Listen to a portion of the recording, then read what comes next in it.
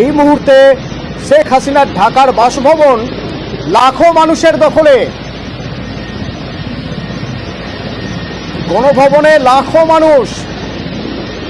এই পরিস্থিতি আজ করেছিল সেনা, এই পরিস্থিতি আজ করেছিল বাংলাদেশের ইন্টেলিজেন্স ডিপার্টমেন্ট। আর সেই জন্যই তার আগে বাংলাদেশ ছাড়লেন শেখ হাসিনা, বা ছাড়তে বাধ্য হলেন, একরকম বলা যেতেই পারে।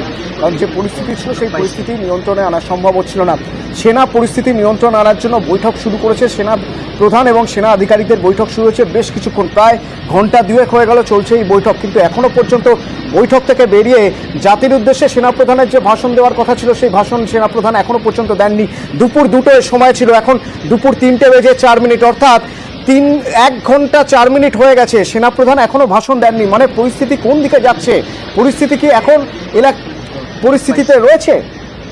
কিন্তু না, সেটাও বোঝা যাচ্ছে না। কারণ সেনাপ্রধান শুধুমাত্র সেনার আধিকারিকদের সঙ্গেই নয়, বিভিন্ন রাজনৈতিক দলের নেতাদের সঙ্গেও বৈঠক করছেন। তাহলে কি অন্তর্বর্তীকালীন সরকারের দিকটাই বেছে নেওয়া হচ্ছে?